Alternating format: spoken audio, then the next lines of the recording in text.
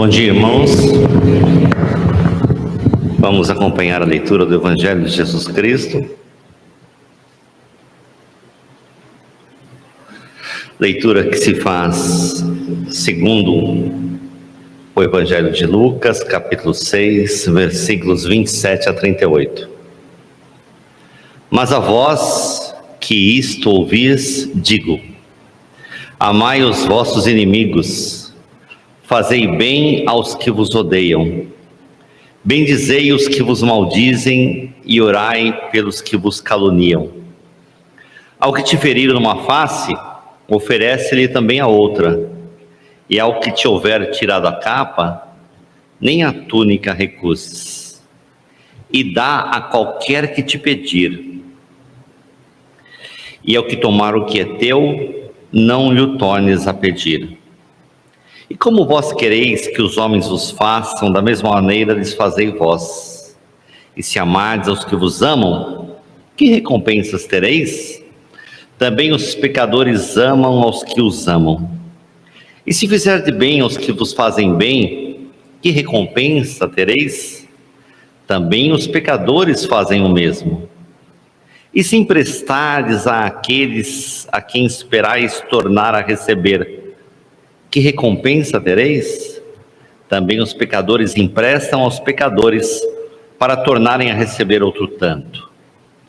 Amai, pois, os vossos inimigos, e fazei bem, e emprestai sem nada esperardes, e será grande o vosso galardão, e sereis filhos do Altíssimo, porque ele é benigno até para com os ingratos e maus.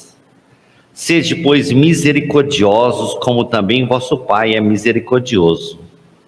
Não julgueis e não sereis julgados, não condeneis e não sereis condenados. Soltai e soltar-vos-ão, dai e ser-vos-á dado. Boa medida, recalcada, sacudida e transbordando, vos deitarão no vosso regaço, porque com a mesma medida com que medirdes, também vos medirão de novo. Que Deus abençoe em nós a sua palavra. Amém. Os irmãos podem se sentar. Vamos mais uma vez buscar a presença de Deus em oração. Louvamos-te, a Deus, por essa oportunidade singular de ouvir a tua palavra, meditar nos teus ensinamentos, dirigir-te, a Deus, hinos de louvor e preces de arrependimento e confiança. Dá-nos agora a unção do teu Espírito Santo para que possamos ouvir a tua palavra e reter em nosso coração somente o que vem dela. Por Jesus Cristo, nosso Senhor. Amém.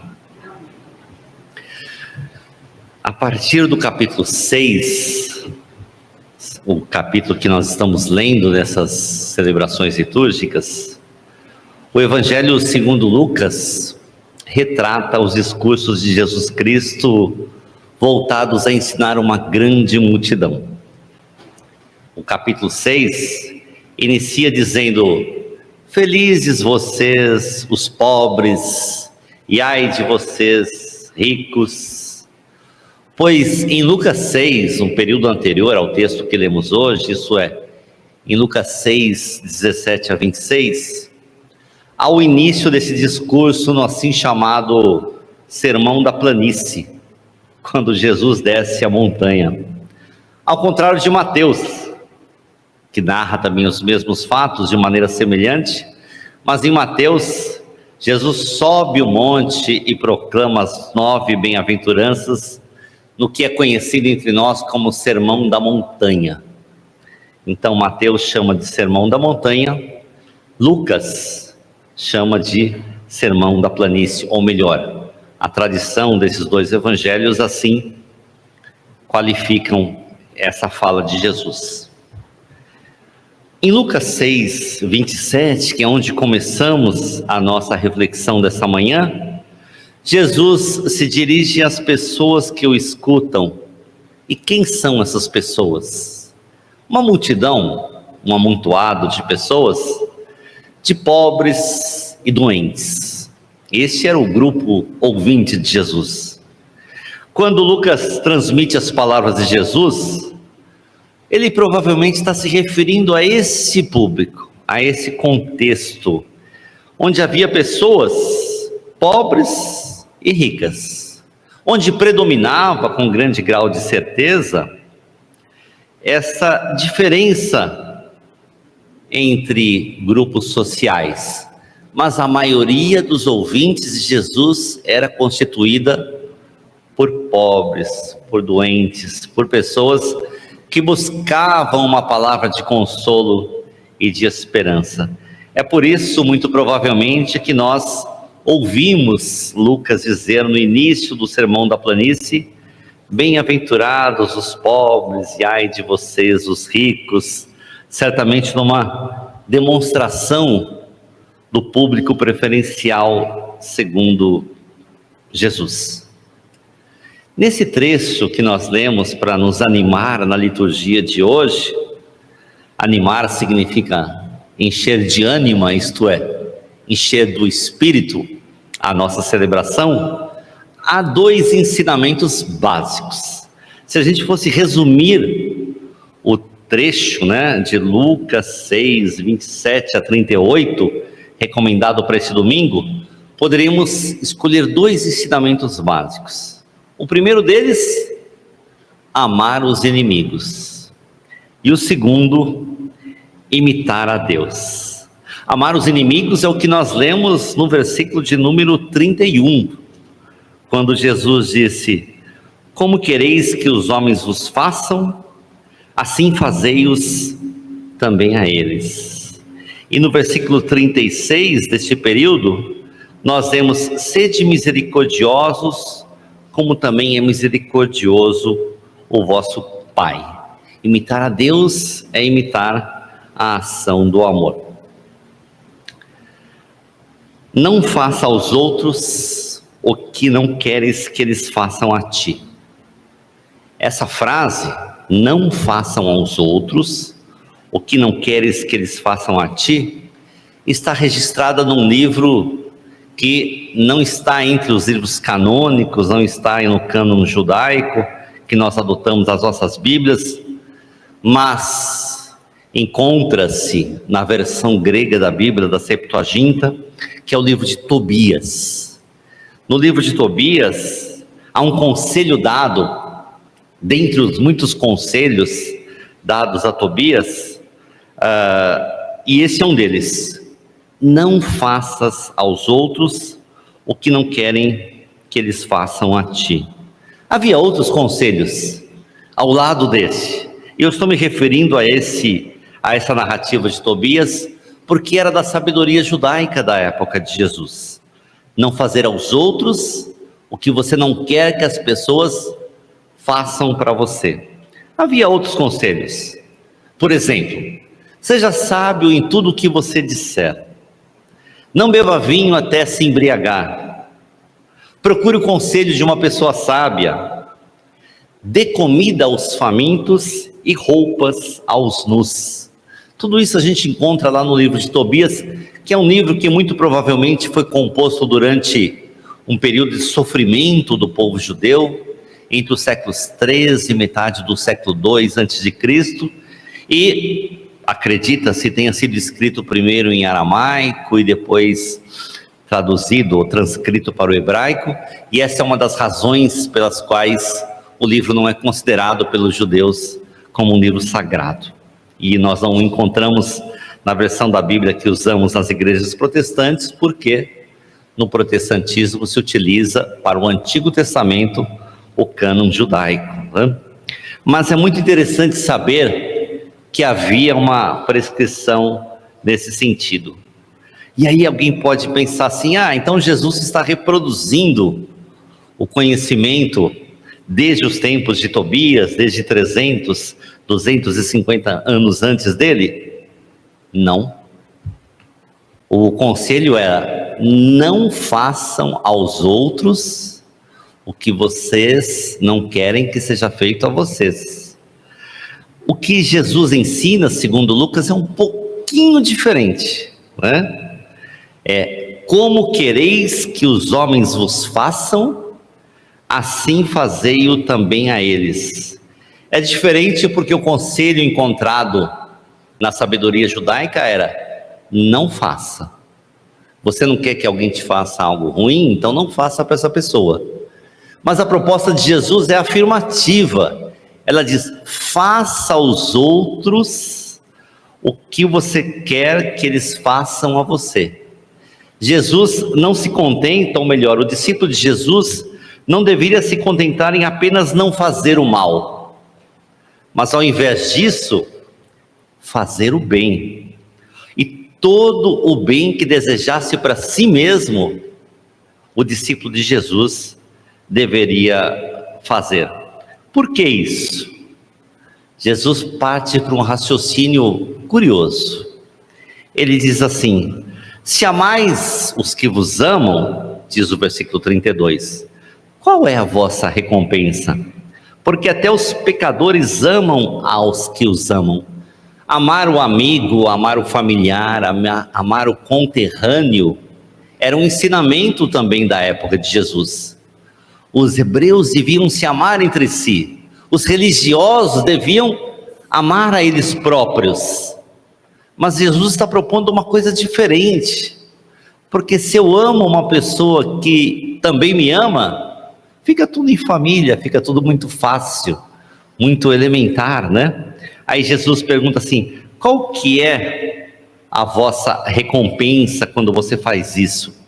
A palavra usada na língua grega é charis, né? Para traduzi-la como recompensa, e essa palavra comumente também é traduzida como graça, aquilo que dá alegria, que traz um deleite, que dá prazer, doçura, que encanta a sua vida.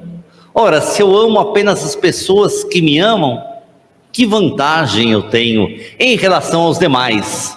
Por que que a minha religiosidade é maior ou melhor, se eu só faço aquilo que é esperado, né? E Jesus prossegue dizendo que não, né? Que aquele que estende a sua mão ao necessitado, que dá amor quando você não espera receber de volta, que atende as pessoas em sofrimento, mesmo aquelas que não podem retribuir e que provavelmente não poderão retribuir, elas terão uma espécie de recompensa por parte de Deus. E aí vem o versículo 38 e diz assim, ó: dai e dar-se-vos-á, boa medida, recalcada. Essa palavra é tão estranha, né? Porque recalcado parece uma coisa que você tem assim, na língua portuguesa, é claro, né? Você tem uma inveja, né? Ah, fulano é recalcado. Recalcado significa marcado, mas não é esse o sentido. A medida recalcada era assim: nós estamos um povo, os ouvintes de Jesus eram um povo rural, né? Era um povo agrícola, vamos chamar dessa forma. Havia uma moeda muito importante na época, chamada medida de farinha. A medida de farinha, o povo fazia a sua comida em casa, enfim, todas aquelas coisas que nós já sabemos. Uma medida de farinha devia corresponder mais ou menos, né, a 17 a 20 litros de farinha, de trigo. E o trigo era um elemento essencial para que as pessoas pudessem sobreviver. Não sei se há hoje um alimento que seja tão referencial, né, no nosso contexto, mas é uma espécie de arroz e feijão, né? Uma medida de farinha, esses litros aos quais eu estou me referindo, seria suficiente para um mês inteiro alimentar uma família média, uma família da Palestina. E essa medida, né, ela tinha um padrão, né? Olha só, a minha fala, entre 17 e 25 litros. Poxa, 17 e 25 é bem diferente, né? 17 é uma coisa, 25 é outra, mas era o tolerável, uma medida de farinha. Uma medida recalcada era quando você colocava a farinha, batia no fundo do pote que fazia a medida para caber mais, né? Aí a pessoa enchia, então, mais uma vez empurrava, de modo que uma medida recalcada era a medida máxima que alguém pudesse conseguir. Então o que Jesus está falando é o seguinte: olha, quando vocês se estendem as suas mãos, amam aqueles que não podem te retribuir, emprestam, como nós dissemos na meditação de abertura do boletim, né? Emprestam aqueles que não podem te pagar, que você faz o bem a quem absolutamente não pode te retribuir, você receberá uma medida, uma recompensa, né? Além da medida que tiver desmedido, uma medida que será boa, recalcada, sacudida, né? Imagina você fazer caber mais, transbordante e generosa. Esta é a promessa do reino de Deus. Ao olharmos para esse texto, nós podemos imaginar assim: bem, ocorre que num mundo tão difícil como esse que nós vivemos, em que a calúnia, a difamação parecem imperar, o nome que se dá a isso é fake news na atualidade. Eu falo alguma coisa a respeito do outro sem a necessidade de provar, a destruição das reputações, das famílias, das amizades, o império do ódio, onde hoje nós vivemos numa situação tão distante dessa idealizada por Jesus, segundo o que narra o Evangelho de Lucas. Como é que eu faço para me sobressair nessa situação? Como é que eu posso ter uma medida como essa, né? Como é que eu posso ser feliz ou bem-aventurado no reino de Deus, num mundo tão distante dos preceitos divinos? Conta-se que uma certa vez, um grande artista, um grande pintor, resolveu voltar à sua terra natal, onde ele tinha começado, dado os primeiros passos na arte da pintura, feito os primeiros quadros. À época, quando do seu retorno, ele já era famoso, seus quadros eram muito caros, e ele era muito bem quisto na cidade, porque se tornou uma pessoa famosa. E resolveu voltar para visitar os seus antigos amigos, familiares, não sei. E caminhando pela cidade, um dia, ele olhou pelo vitrô, né, pela janela de uma loja pequena do bairro, da cidade onde ele nasceu, e viu lá dentro daquela loja um dos seus quadros à venda, um dos primeiros quadros que ele pintou à venda. Talvez o dono da loja nem imaginasse quão valoroso era aquele quadro, mas ele, olhando pela janela, ele viu que o quadro estava com a moldura toda carcomida pelo tempo, quebrada, estragada, sofrida. A pintura estava intacta, a pintura ainda era bonita, mas a moldura, o vidro talvez que protegesse, essas coisas assim estavam destruídas pelo tempo, pelo descaso, pelo abandono. Esse pintor entra na loja, adquire o próprio quadro, e para que ele possa voltar a ser uma obra de arte, ele precisa retrabalhar a moldura, trocar o vidro, trocar a moldura, reparar os defeitos da peça que segurava o quadro na parede, e assim o quadro voltaria e voltou a ser uma obra de arte. Da mesma maneira, Deus atua na nossa vida. Somos obras de artes feitas pelo Criador. A nossa moldura, isto é, o que nos sustenta na nossa existência, pode estar destruído, machucado, quebrado, mas ainda somos uma obra de arte de Deus. E Deus é aquele artista mais do que famoso que entra no estabelecimento, recolhe a sua obra de arte para restaurar. Como nós cantamos muitas vezes, inspirados na palavra do profeta Isaías, né? Nos tornando um vaso novo. Então, num mundo de destruição, de difamação, de discórdia, de interesses, de retribuição, de o que eu vou ganhar com isso? Nesse mundo, nessa sociedade, Deus entra, restaura as suas obras de arte, que somos nós. Nós, em nós mesmos, nada teríamos de valor, mas foi o artista supremo que nos concebeu, que nos restaurou, e que hoje nos permite que estendamos a sua glória às outras pessoas, fazendo bem, restaurando vidas, dando dignidade às pessoas, porque grande é a nossa recompensa. Seremos medidos com uma medida generosa, boa, recalcada, sacudida e em tudo transbordante da graça de Deus. Que Deus nos ajude a ser essa obra de arte que um dia foi restaurada pelo Criador e hoje brilha para anunciar as palavras de salvação. Que Deus nos abençoe. Amém.